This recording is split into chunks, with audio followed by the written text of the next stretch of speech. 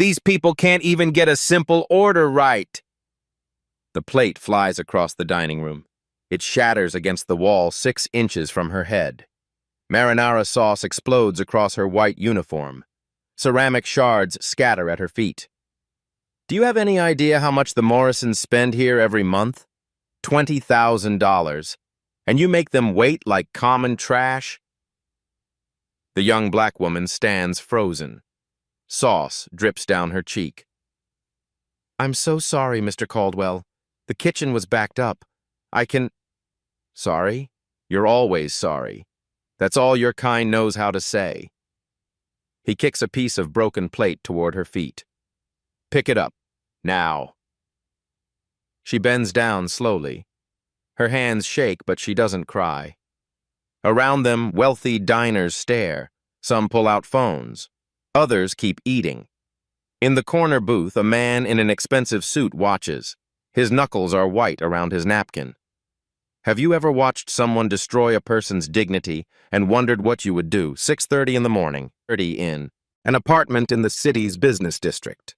Sunlight streams through floor-to-ceiling windows. Elena Washington opens her eyes. She reaches across the bed.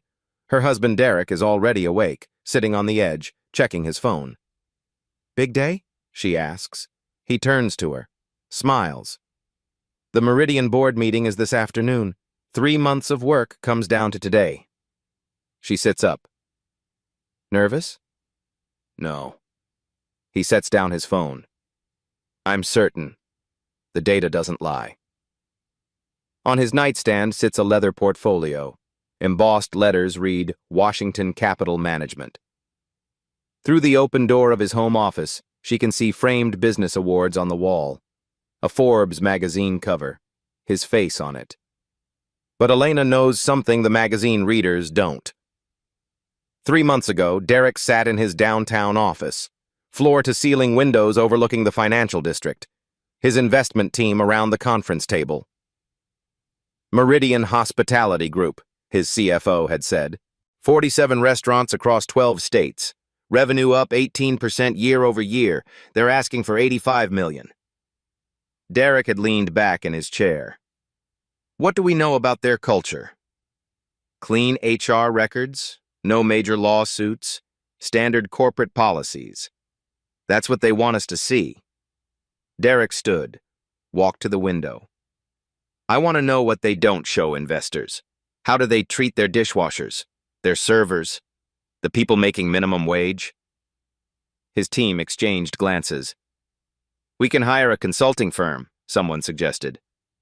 No. Derek turned around. Consultants talk to management. Management lies. I need someone on the inside, someone who'll see the truth. That night, he came home to Elena. She was reading on the couch. MBA textbooks stacked beside her. She'd spent 5 years as an HR consultant, specialized in workplace culture assessments. She knew how to spot the cracks in a company's foundation. I have a proposition, Derek said. Now, 3 months later, Elena stands in their bathroom. She ties her hair back, looks at herself in the mirror. The uniform hangs in the closet behind her. White shirt, black pants, black apron. She's worn it for 93 days. Derek appears in the doorway. You've gathered enough evidence. You can quit today. Not yet. She reaches for her toothbrush. I need to see how far this goes. Elena, the workers there have no protection, Derek. Miguel has 3 kids. Jennifer's paying off medical debt. They can't just leave. She meets his eyes in the mirror. I can, but they can't. So I stay until we have everything we need. He's quiet for a moment. Then, I'm coming to the restaurant tonight. What? No. It's our anniversary, 2 years. I want to see you. He steps closer. I'll sit in the corner. Just want to watch my wife work, even if she is undercover. Elena turns to face him. Derek, if Richard sees you, he won't recognize me. I was there once, 3 months ago, late at night. Different clothes, different table. And men like Richard don't look at black customers long enough to remember their faces. Belmont's fine dining sits in the heart of the downtown district, established 1984. The sign outside is polished brass. The awning is hunter green. Valets in white gloves park luxury cars. Inside, everything gleams. Crystal chandeliers, marble floors, white tablecloths starched to perfection, oil paintings of the European countryside on dark wood walls. The clientele matches the decor. Older, wealthy, 90% white.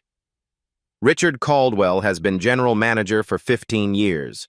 He stands at the host stand every evening, greets regular customers by name. Remember their favorite tables, their wine preferences, their anniversaries.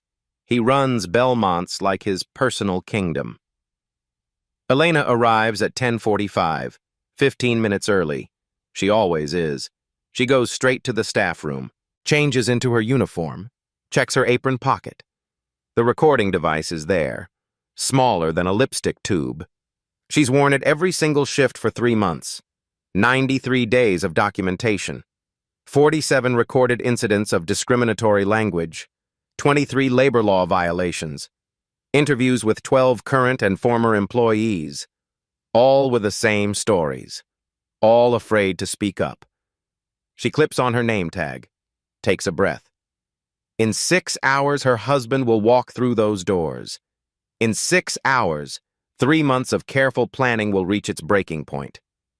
Elena doesn't know it yet, but tonight, Richard Caldwell will make his final mistake. And this time, someone with power will be watching. 6:45 in the evening. The dining room is packed. Every table is full. Servers move quickly between the kitchen and the floor. Elena balances 3 plates on her left arm, 2 more in her right hand. She delivers them to table 7 without a single wobble. The couple thanks her. She smiles, refills their water, moves to the next table. Richard stands near the bar, watching, always watching. He sees her laugh at something a customer says. His jaw tightens. Across the room, Derek Washington walks through the front door. The host greets him. Derek requests a corner booth. Table 19, partially hidden by a decorative column. Perfect view of the entire dining room. He sits, orders sparkling water, pretends to read the menu, but his eyes track Elena's every movement. Table 12 is a problem waiting to happen. Harold and Patricia Morrison, late 60s, old money. They've been coming to Belmont's twice a month for 12 years. They know Richard personally, play golf with him on Sundays. Patricia wears diamonds that catch the light. Harold's watch costs more than Elena makes in a year. Elena approaches their table, pen ready, smile professional. Good evening, Mr. and Mrs. Morrison. Can I start you with drinks? Patricia doesn't look up from her menu. We'll have the usual. And Harold wants his steak medium rare. Not medium, not rare. Medium rare. Do you understand? Of course, ma'am. I'll make sure the kitchen... Last time it was overcooked. Tell them to pay attention. Elena writes it down. Absolutely. I'll put your order in right away. She goes to the computer terminal, enters their drinks, their appetizers, the steaks with detailed cooking instructions. Timestamp, 6:52 p.m. The kitchen is slammed. A party of 20 came in at 6. Every station is backed up. The head chef Miguel shouts orders in Spanish and English. Steam rises from sauté pans. Tickets print continuously. Elena delivers the Morrisons' drinks, their appetizers. Everything is perfect. Everything on time. But the kitchen is still drowning. 7:15. Patricia Morrison looks at her watch, looks around for Elena. Elena approaches. Your entrees should be out in just a few more minutes. The kitchen is running about 10 minutes behind due to a large party. 10 minutes? Patricia's voice rises. We have theater tickets at 8. I understand, ma'am. I'll check with the chef right away. And I'd be happy to offer you a complimentary glass of wine while you wait. We don't want wine. We want our food. Harold leans back in his chair. Is this really how Belmont's operates now? Elena keeps her voice calm, professional. I sincerely apologize for the delay. I entered your order the moment I took it. Let me go check on the status. She walks quickly to the kitchen. Miguel is plating 3 dishes at once. Chef, table 12 is asking about their steaks. 3 minutes, I promise, 3 minutes. Elena returns to the Morrisons. The chef personally assured me 3 minutes, Mrs. Morrison. Patricia's lips press into a thin line. Across the room, Richard notices the conversation. He starts walking toward table 12. 7:18. Miguel sends up the steaks, both cooked to perfection. Medium rare, pink center, proper sear. He checks them himself before they leave the kitchen. Elena delivers them with fresh ground pepper, extra steak sauce on the side. Bon appetit? She turns to leave. Wait. Harold cuts into his steak. The knife slides through easily. He spreads the meat open. Perfect pink center, exactly medium rare. He takes one bite. This is overcooked. Elena's stomach drops. Sir, the chef checked it personally. Are you telling me I don't know how my own steak should taste? No, sir, not at all. If you'd like, I can have the kitchen. I want to speak to Richard. Richard is already there. He must have been watching, waiting for this exact moment. Is there a problem, Harold? Harold points at his plate. This steak is overcooked. I specifically said medium rare. Richard doesn't even look at the meat. He looks at Elena. Did you put the order in correctly? Yes, sir. I have the timestamp, 6:52, and I wrote detailed cooking instructions. Clearly not detailed enough. Richard picks up the plate. Examine it like evidence in a trial. Harold and Patricia are our most valued customers. They spend more in a month than you make in a year, and you can't even get a simple steak right? Other diners are starting to watch.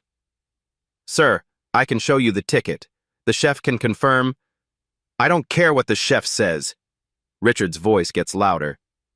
I care about our guests' experience, which you have completely ruined. Elena feels heat rising to her face. I'm very sorry. Let me take this back and... You know what your problem is? Richard steps closer, close enough that she can smell his cologne. People like you think you can just walk in here and do whatever you want. No attention to detail, no respect for excellence. In the corner, Derek's hand tightens around his water glass. I take full responsibility, Elena says quietly. Let me make this right. Too late. Richard turns to the Morrisons. Your entire meal is complimentary tonight. I apologize for this incompetence. He turns back to Elena. Take this back to the kitchen. She reaches for the plate. Richard pulls it away. Actually, you know what? Let me show you what happens when you disrespect my customers. He's holding the plate in both hands now. Steak, mashed potatoes, asparagus, béarnaise sauce pooling on expensive porcelain. Elena's recording device is running. She can feel its weight in her apron pocket. Mr. Caldwell, please, I can... He throws it. The plate spins through the air, tumbles end over end. Sauce trails behind it like a comet. It explodes against the wall, 6 inches from Elena's head, close enough that she feels the air move, close enough that if she'd been standing 1 step to the left, it would have hit her. The dining room goes silent. Marinara from the sauce mixes with béarnaise. Red and yellow splatter across white wall, across Elena's shoulder, across her face. Shards of broken plate scatter across the floor. That, Richard says loudly, is what happens when you hire people who don't belong here. Elena stands completely still. Sauce drips from her chin. Her uniform is ruined, but she doesn't wipe it away. Doesn't move. Pick it up, Richard says. His voice was sharp as the broken ceramic. Pick up your mess. She bends down slowly. Her hands shake. She reaches for a large piece of plate. Richard kicks it away from her fingers. All of it. Every piece. The recording device captures everything. Every word, every sound, every witness. Around the dining room, reactions split. Some diners look uncomfortable, look away, return to their meals. Others nod in agreement. One man near the window actually claps once. Several pull out phones, Start recording. The staff stands frozen. Jennifer, the server, watches from the bar. Does nothing. Miguel peers through the kitchen window, his face twisted in helpless anger. No one moves to help. No one speaks up. Except one person. In the corner booth, Derek Washington sits perfectly still. His phone is out, recording from a different angle. His face shows nothing, but his eyes are burning.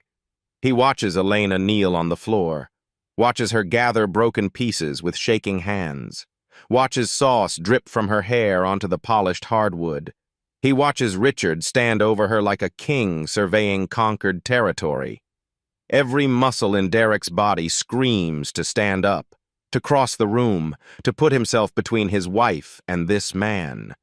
But Elena taught him the plan. Document everything. Let them reveal who they truly are. Build the case brick by brick. So he sits, and he records, and he burns the image into his memory. Patricia Morrison leans toward her husband, whispers something. They both nod. "Richard," Harold calls out, "don't be too hard on her. Everyone makes mistakes." Richard turns, smiles at them. "You're too kind, Harold, but standards are standards." He looks back down at Elena. She's placed the broken pieces on a serving tray. Her hands are cut. Small lines of blood mix with the sauce. "Now get out," Richard says. "You're fired. Clean out your locker and leave my restaurant." Elena stands slowly, picks up the tray, looks directly at Richard. "I apologize for any inconvenience, Mr. Caldwell." Her voice is steady, too steady. Richard's eyes narrow. "What are you smiling about?" Elena isn't smiling, but there's something in her expression, something calm, something knowing. "Nothing, sir. Have a good evening." She walks toward the kitchen. Sauce drips behind her. Every eye in the dining room follows her path. Derek watches her disappear through the swinging door. He sets down his phone, places cash on the table, enough to cover his untouched water 3 times over. Then he stands and walks out. Behind him, Richard addresses the dining room. "Ladies and gentlemen, I sincerely apologize for that disruption. Your meals tonight are complimentary. At Belmont's, we maintain standards of excellence. And when those standards aren't met, we take immediate action." Scattered applause. Richard smiles. He has no idea what's coming. The staff locker room smells like bleach and old coffee. Fluorescent lights hum overhead. Elena stands at her locker. Sauce still stains her uniform. Her hands have stopped shaking. She pulls the recording device from her apron pocket, checks the file. 3 hours and 26 minutes. Every word is captured. Crystal clear audio. She connects it to her phone, downloads the file to encrypted cloud storage. Today's recording joins 92 others, 3 months of evidence backed up in 3 locations. Her phone buzzes. Derek's text. "I saw everything. Meet me at the car. It's time." She types back. 5 minutes. Securing final documentation. The door opens. Miguel walks in. The head chef, 41 years old, 3 kids at home, 9 years at Belmont's. "Mija!" His voice cracks. "I'm so sorry. That was wrong." Elena looks at him. "Will you testify if it comes to that?" Miguel glances at the door. His jaw works. "I have 3 kids. Carlos needs braces. Maria's in college. I understand. But if you really need me..." He takes a breath. "What he did tonight, I'll testify. I'll do it." Elena nods. "Thank you, Miguel." He leaves. Jennifer walks in next. White, 24, 2 years at Belmont's. "Elena, I feel terrible, but you did let that order sit kind of long. The order was in at 6:52. The kitchen was backed up. You saw it." "I know, but Richard's been here 15 years. Maybe restaurant work just isn't for everyone." Elena closes her locker, picks up her cardboard box. "You're right, it's not." She walks toward the back exit. Richard is waiting there. arms crossed, blocking her path. Return that uniform tomorrow. $45. I'll deduct it from your final check. Elena stops, says nothing. And don't expect a reference. I'll make sure everyone knows why you were fired. Incompetence, bad attitude, poor work ethic. Still silent. Richard steps closer. You know your real problem? You people always play the victim. Always the race card when you can't do the job. He shakes his head. We gave you a chance. You proved me right about hiring your kind. The recording device captures every word. Elena shifts the box. Her voice stays calm, pleasant even. Thank you for clarifying that, Mr. Caldwell. Have a good evening. She steps around him, walks out into the night. Richard frowns. Something about her tone bothers him. That calmness, that certainty. Why isn't she crying? Why isn't she begging? He shakes it off, returns to the dining room. The parking lot is half empty. Elena walks between cars, sees the Aston Martin, midnight blue. Derek leans against it. She reaches him, steps into his arms, the box between them. You okay? He asks. I got everything. Audio clear. Timestamps are accurate. Witness list complete. He pulls back, looks at the dried sauce on her face, the cut on her hand. The mission was to assess culture, not to endure assault. I know, but now we have something bigger. She meets his eyes. A case that can change things. Derek cups her face. Then let's build it. They drive in silence. Derek's phone rings through the speakers. Derek Washington. Mr. Washington, Thomas Carter from Thompson and Associates. I need your firm. Employment discrimination, assault and battery, civil rights violations. I'm sending documentation tonight. How much documentation? 6 months, daily recordings, 47 discriminatory incidents, 23 labor violations, multiple witnesses. Silence. Then, that's extensive. When did the assault occur? 2 hours ago, I witnessed it. I have a video. So do 15 other people. Mr. Washington, I've practiced employment law for 23 years. I've never seen a case like this documented before it reached my desk. That's because my wife is very good at her job. Midnight. Derek's home office. Windows overlook the financial district. Elena sits at his desk. 3 monitors display 6 months of work. Audio files labeled by date. Video footage from 5 angles. Written logs in her precise handwriting. Derek paces. Phone to his ear. Nathaniel, it's Derek Washington. Sorry to call late. Nathaniel Pierce, CEO of Meridian Hospitality. He sounds confused. Derek? Our meeting's tomorrow. It still is. But we need to talk about Belmont's. I'm invoking my right as lead investor. Emergency board meeting. 72 hours. What's going on? I need Richard Caldwell there, your general manager. Tell him it's mandatory. Richard? Why? Trust me. You'll want him in that room. Derek hangs up, makes another call, then another. His PR director, his attorney, his investigator. Each conversation is short, precise, strategic. Elena watches him build the case. This is why she married him. Not the money, the way he fights. 2 a.m. They sit together on the leather couch. Board meeting is Thursday, Derek says. 48 hours. Will he come? He'll come.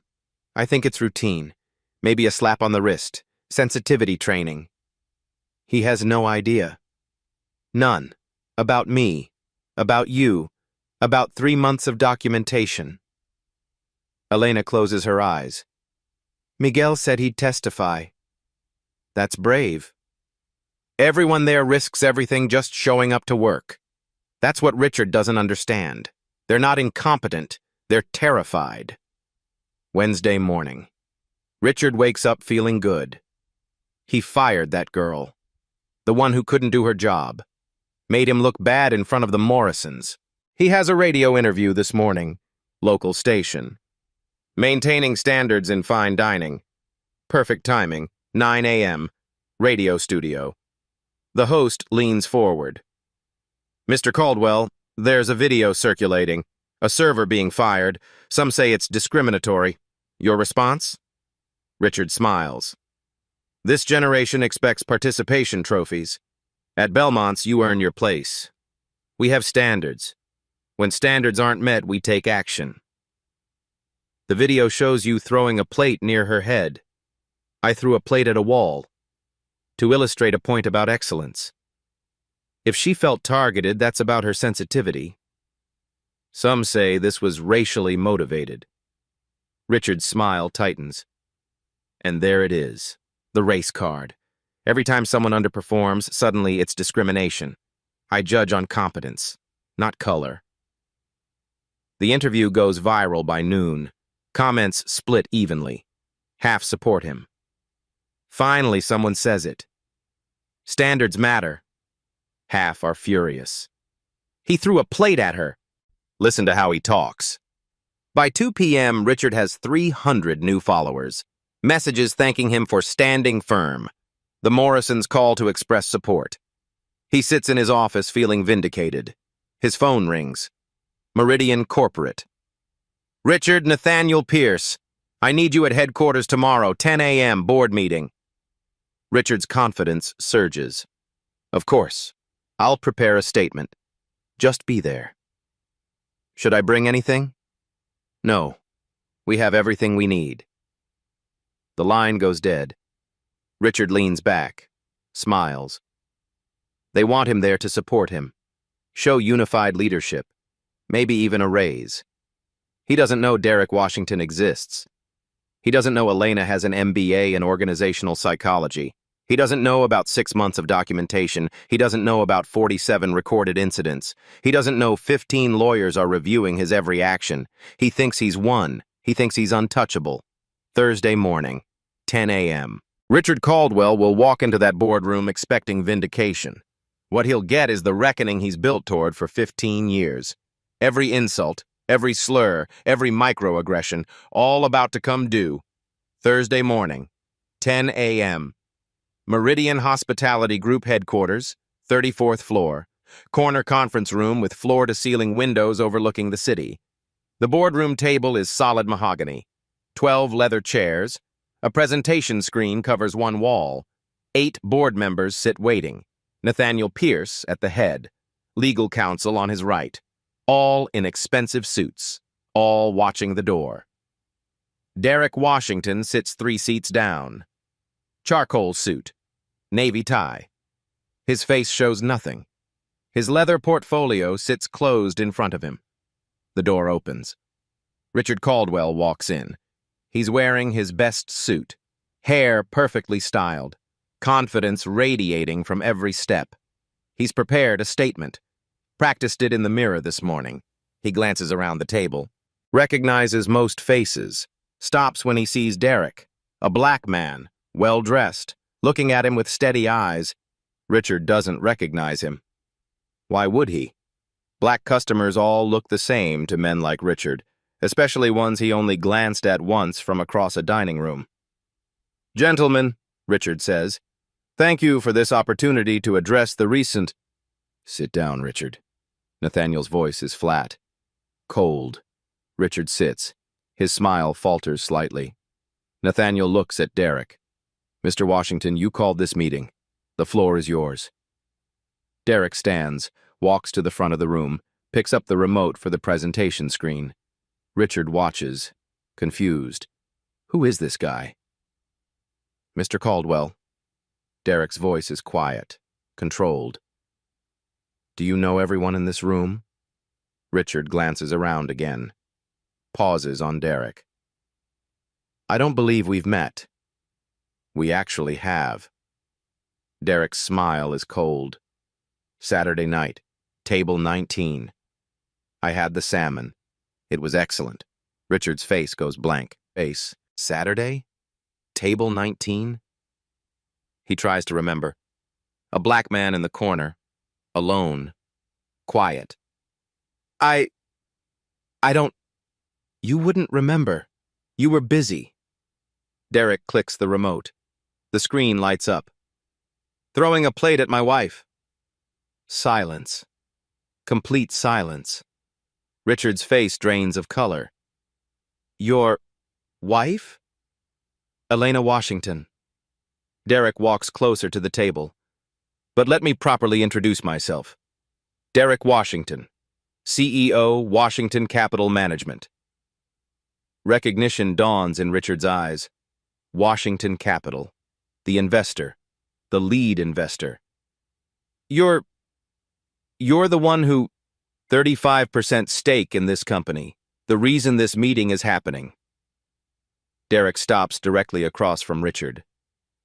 But here's what you really need to know. He clicks the remote. A photo appears. Elena in her Belmont's uniform. Smiling. Professional headshot. Elena didn't come to Belmont's to be a waitress. Another click. Elena's credentials appear. MBA. Organizational psychology. Former HR consultant. Expert in workplace culture assessment. She came to answer a question. Derek's eyes never leave Richard's face. Should I invest $85 million in your company? Richard's mouth opens. Nothing comes out. This is my due diligence process. Culture first investing. Derek clicks through slides, charts, graphs, research papers. Before I invest, I need to know how companies treat their most vulnerable employees, not their executives, not their managers, the people making minimum wage. He clicks again. A timeline appears, 187 days marked. That's why my wife spent 6 months working at your restaurant. She was spying? Richard's voice cracks. She was assessing. Derek clicks the remote rapidly now. And here's what she found. The screen fills with data. Audio file icons, 47 of them, each labeled with a date and time. 47 recorded instances of discriminatory language. Click. Video thumbnails appear. Multiple angles of you throwing a plate at her head. Click. Pages of handwritten notes.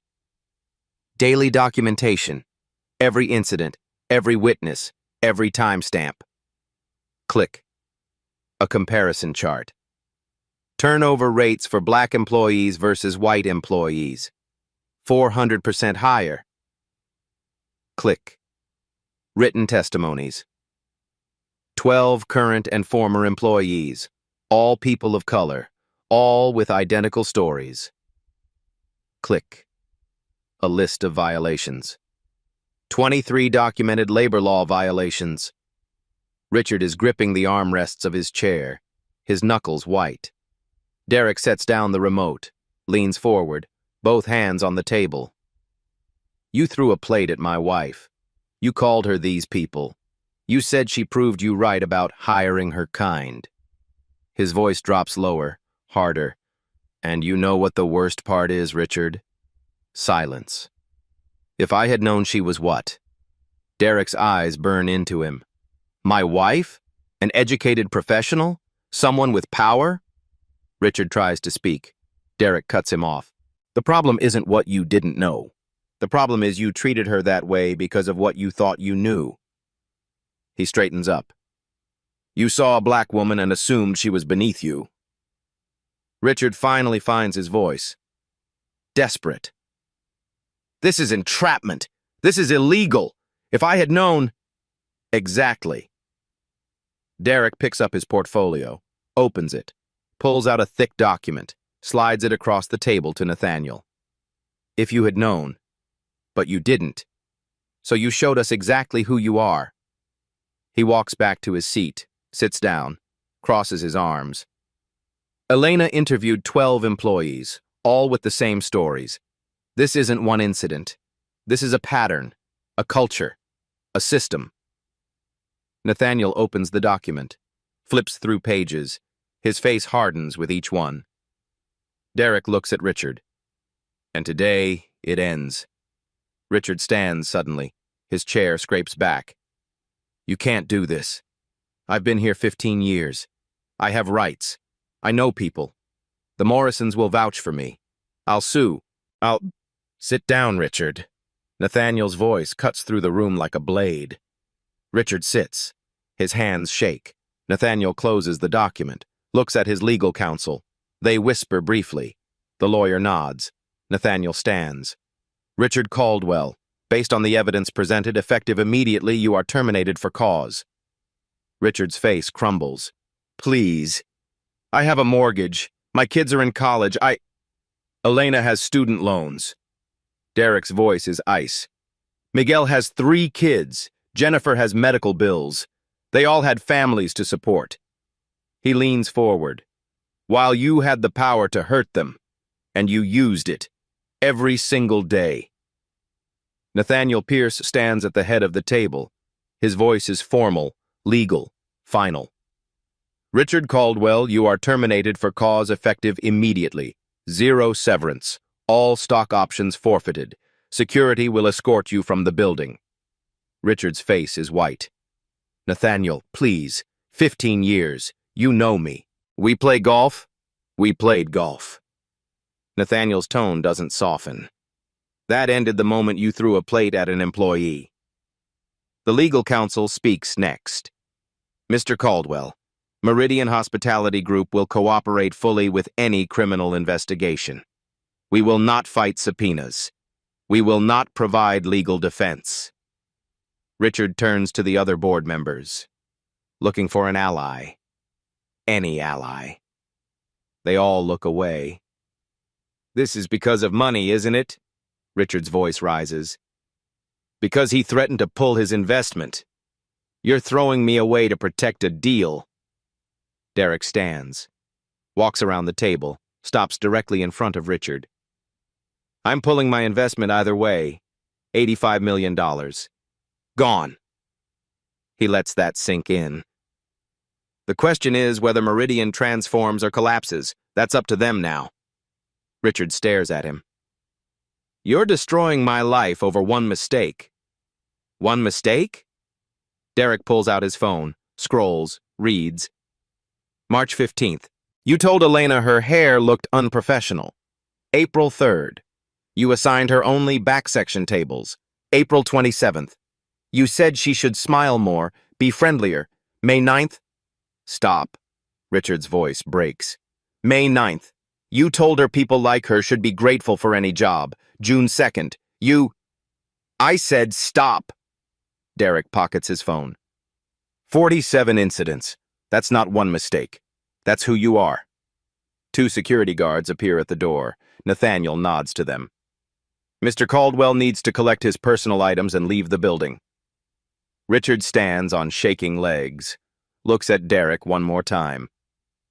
I'll sue. Wrongful termination. Defamation. I'll take everything from you.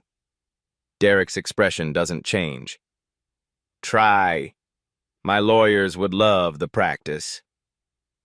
The security guards move forward. Richard holds up his hands. I can walk myself out. He straightens his tie, tries to salvage some dignity. Fails. This isn't over. Yes, Derek says quietly. It is. They escort Richard out. The door closes. The room exhales. Nathaniel sits down heavily. Mr. Washington, I apologize. On behalf of Meridian, on behalf of... Don't apologize to me. Derek's voice cuts sharp. Apologize to Elena, to Miguel, to every person who worked under him and suffered in silence. We will. Publicly. Nathaniel looks at his legal team. Draft a statement. I want it released within 2 hours. Derek sits back down, opens his portfolio. Here are my terms. Meridian has 90 days to prove comprehensive cultural transformation. Independent diversity audit. Anonymous reporting system. Bias training for all managers. Restitution fund for affected employees. He slides a document across the table. Meet these standards, my investment stands. Fail, I pull all current holdings and recommend public divestment. Nathaniel reads quickly. His hand tightens on the paper. These requirements will cost millions. Discrimination lawsuits will cost more. Derek leans back. Choose. 2 hours later. Meridian headquarters. Press conference room packed with reporters. Cameras. Microphones. Nathaniel Pierce stands at a podium. Derek and Elena flank him on either side. Elena has changed clothes. Professional dress. Hair pulled back. The cut on her hand bandaged. She stands straight. Dignified. Camera flashes pop like strobe lights. Nathaniel reads from a prepared statement. Meridian Hospitality Group unequivocally condemns the actions of former manager Richard Caldwell. We have zero tolerance for discrimination in any form. He pauses, looks directly at the cameras. We failed Elena Washington. We failed every employee who worked under hostile conditions. That failure ends today. More flashes. Reporters shout questions. Nathaniel continues. Effective immediately, we are implementing company-wide reforms, independent diversity task force, mandatory bias training, anonymous reporting hotline. These changes begin now. He steps aside, nods to Derek. Derek approaches the microphone. His voice carries authority without volume. 3 months ago, I sent my wife into Belmont's to evaluate whether Meridian deserved our investment. What she found made that investment impossible. He glances at Elena. She nods. But more importantly, she found dozens of workers suffering in silence, people afraid to speak up, afraid of retaliation, afraid of losing their jobs. Derek looks back at the cameras. Today's action isn't about one manager, it's about accountability. A reporter shouts, "Will you still invest?" Meridian has 90 days to prove transformation. If they succeed, yes. If they fail, I walk, and I'll encourage other investors to do the same. Another reporter. What about criminal charges? The district attorney received our evidence this morning. That decision is theirs. Derek steps back. Elena steps forward. The room quiets. Everyone wants to hear from her. For 6 months, Elena begins, her voice steady, I experienced what millions of service workers face daily. Discrimination, humiliation, fear. She looks directly into the cameras. I had privilege. I knew I could leave any time. Most workers don't. She pauses. This isn't about me. It's about every person told they don't belong because of skin color. Her voice strengthens. To everyone watching who's experienced this, document everything, report it, speak up. You deserve dignity. The room erupts with questions. Derek and Elena walk off stage together, side by side, equal partners. Outside, police cars pull up to Richard Caldwell's home. The district attorney has filed charges: assault and battery, civil rights violations, criminal intimidation. Richard opens his door in sweatpants, still processing his termination, still in shock. He sees the badges, the handcuffs. Richard Caldwell, you're under arrest. They read him his rights. His neighbors watch from their lawns. Someone records on their phone. The video will be online within an hour. By evening, #JusticeForElena was trending #1 nationwide, 2 weeks after the arrest. The Equal Employment Opportunity Commission opens a federal investigation. Not just Belmont's, the entire Meridian Hospitality Group. 47 restaurants across 12 states. Every HR file, every complaint, every termination is reviewed. The lead investigator is Dr. Sarah Carter, EEOC for 19 years. She opens Elena's documentation. Her hands pause. This is the most thorough evidence package I've ever received. She looks at her team. We have everything. The subpoenas go out. Meridian's legal team finds more. Black workers fired at 4 times the rate of white workers. Pay disparities. Promotion patterns excluding people of color. Within a week, 23 former employees contact EEOC, all with similar stories. all inspired by Elena. Miguel is one of them. He sits across from Dr. Carter. I watched him do it for 9 years, not just to Elena, to everyone. His voice shakes. I was a coward. You're here now. That takes courage. Elena showed me silence is its own kind of violence. 3 weeks after the incident, Elena files her civil lawsuit, Thompson and Associates, $5 million in damages. Defendants, Richard Caldwell personally, and Meridian Hospitality Group. The complaint is 47 pages. Every incident is documented, every witness listed. Meridian's lawyers call an emergency meeting. Their lead counsel is blunt. We settle, immediately. Why? We have defenses? No, we don't. She has 6 months of audio, multiple videos, 12 witnesses. A first-year law student could win this. Meanwhile, Richard's criminal trial is fast-tracked. The prosecutor is Assistant DA Marcus Williams, black, 42 years old. He's been waiting for a case this airtight. 8 weeks after the arrest, County Superior Court. Judge Maria Rodriguez presiding. Yes. The courtroom was packed. National media, civil rights organizations. Elena sits in front, Derek beside her. Navy suit, hands folded. Calm. Richard sits at the defense table. His attorney is expensive, but can't fix bad facts. Day 2. Elena takes the stand. Marcus Williams approaches. Ms. Washington, why were you working at Belmont's? My husband is an investor. Before investing $85 million, he wanted to know the company's real culture. I conducted a professional assessment. 6 months of documentation. What did you find? Elena looks at the jury. A pattern of racial discrimination so pervasive that employees of color had 400% higher turnover. A manager who used power to humiliate and control. Marcus plays the audio. 47 clips. The jury listens. 2 women cry quietly. Richard's voice fills the courtroom. These people. You're kind. You should be grateful. Then the video, the plate, the explosion, the sauce.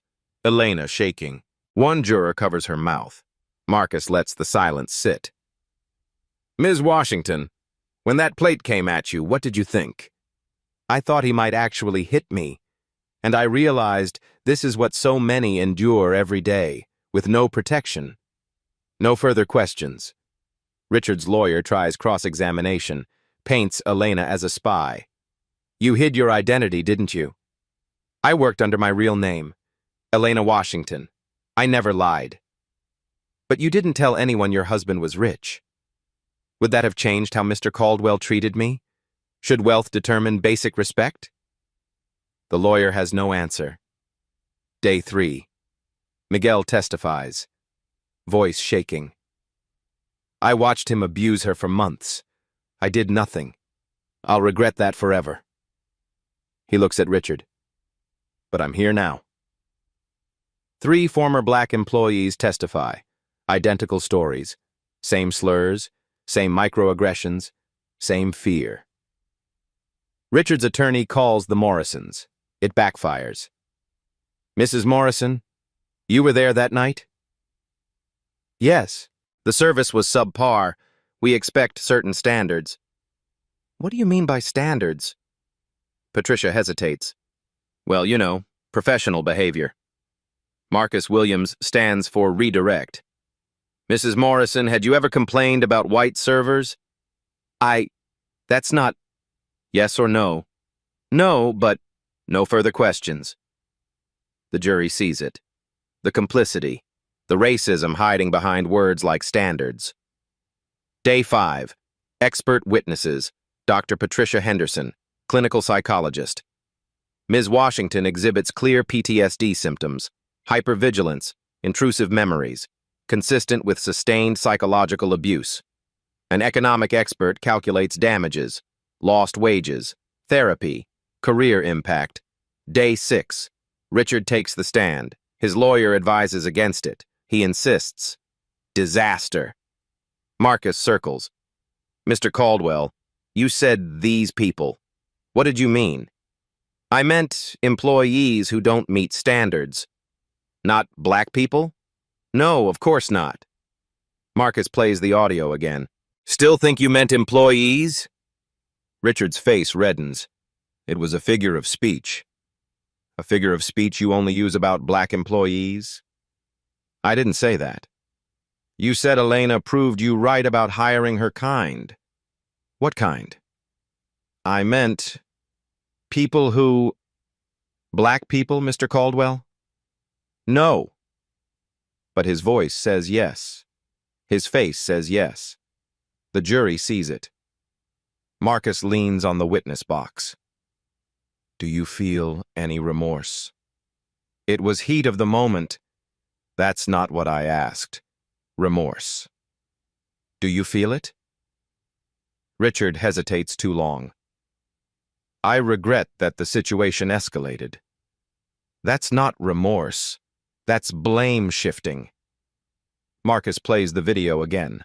The plate is flying. Elena flinching. No further questions. The jury deliberates for 3.5 hours. Elena sits in the hallway. Derek holds her hand. She's shaking. What if they don't? They will. The bailiff appears. Jury's back. The forewoman is a black woman, 60, a teacher. She looks at Richard. On the count of assault and battery, we find the defendant guilty. Elena's breath catches. On the count of civil rights violations, guilty. On the count of criminal intimidation, guilty. The courtroom erupts. Elena collapses into Derek's arms, sobbing from relief, from vindication, from weightlifting. Richard sits frozen. His lawyer whispers. He doesn't respond. 2 weeks later. Sentencing. The courtroom is even more packed. Judge Rodriguez looks at Richard for a long moment. Mr. Caldwell, I have reviewed extensive evidence, not one incident, but a pattern revealing profound disregard for human dignity. Her voice carries barely contained anger. You showed no remorse. You blamed the victim. You blamed everyone but yourself. She reads the sentence. 18 months incarceration, 5 years probation, 800 hours of community service with racial justice organizations, mandatory bias training, permanent prohibition from management positions in hospitality, $75,000 restitution. She looks at him directly. You had power. You abused it. Now you face consequences. Deputies approach, handcuff him, lead him away, crying.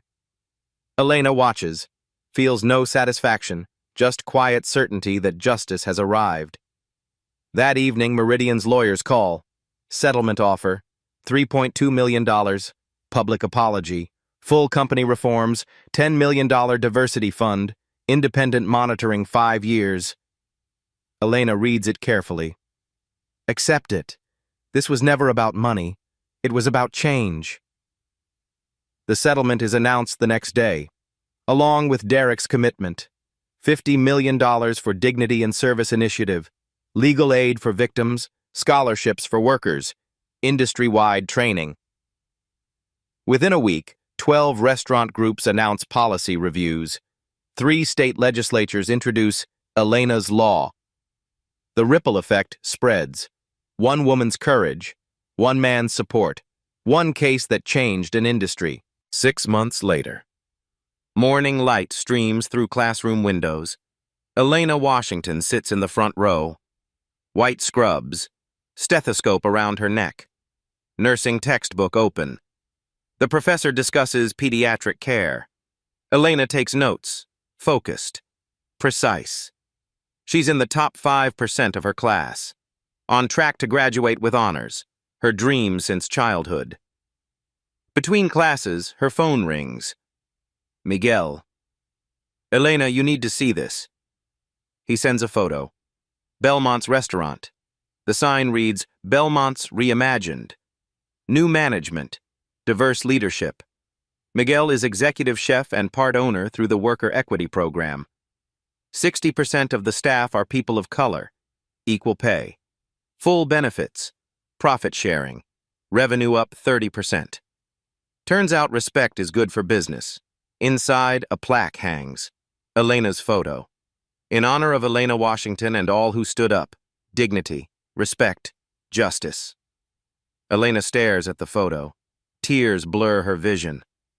You changed everything, Miguel texts. For all of us. That afternoon, Elena visits the Washington Initiative for Workplace Dignity. Downtown office, glass doors, 20 staff members. Derek hired professionals to run it. Elena guides the mission. Review every case.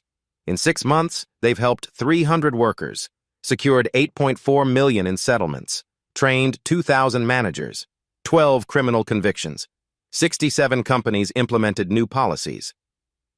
Elena walks past a conference room. Inside, a young Latina woman meets with a lawyer, crying, telling her story, getting help. Elena remembers that feeling, being heard, being believed. She doesn't interrupt, just watches, then moves on. That evening, Elena speaks at the National Labor Rights Conference. 500 people in the ballroom, service workers, advocates, students. She walks on stage, standing ovation before she speaks. She waits, then begins. 6 months ago, a man threw a plate at my head. He did it because he thought I was powerless, because he thought my black skin meant I didn't matter. Silence. He was wrong, but I had privilege, a safety net, a husband with resources. Her voice drops. Most workers don't. They endure abuse because they need to survive. She steps closer to the edge. That's why this fight isn't over. Not for me. For everyone who comes after. Her voice strengthens. Every person has inherent dignity. Not earned. Not granted. Inherent. No one can take it away. She looks directly at the audience. When you see injustice, document it. Every word, every action, report it. To HR, to EEOC, to us. Her hand touches her heart. Fight. Because you deserve dignity. Because silence protects perpetrators. The room erupts. 3 minutes of applause. People are crying, standing. Derek sits in the front row, recording, pride across his face. They walk out together, hand in hand, equal partners. The voiceover returns. The narrator from the opening. Elena's story ended with justice, but thousands of others are still fighting, still hoping. If this story moved you, don't just watch, act. Share this video. Let others know they're not alone. Comment below. Have you witnessed workplace discrimination? Subscribe for more stories of justice served. Hit the notification bell. These stories need to be told. The screen fades to text. If you were in that restaurant that night, what would you have done? Would you have recorded? Would you have spoken up? Would you have stayed silent? The next time you witness injustice, will you be a bystander or will you be the change? The choice is yours. Resources appear on screen. EEOC. EEOC.gov. Worker Rights. Hotline 1-800-XXX-XXXXX. Washington Initiative. WashingtonDignity.org. Legal aid. Mental health resources. Support networks. Final text appears. Justice delayed is not justice denied. Keep fighting. Keep documenting. Keep believing. Change is possible. The screen goes black. Somewhere in America, a worker opens their phone, searches EEOC, starts typing their complaint. Somewhere, a manager thinks twice. Before raising their voice, before abusing power. Somewhere, courage builds, documentation accumulates, cases form. Elena's story isn't unique, but her victory is. And every victory makes the next one easier. Richard Caldwell sits in county jail. 18 months to serve. Every day a reminder that actions have consequences. Elena Washington sits in nursing class, builds a foundation, changes in an industry.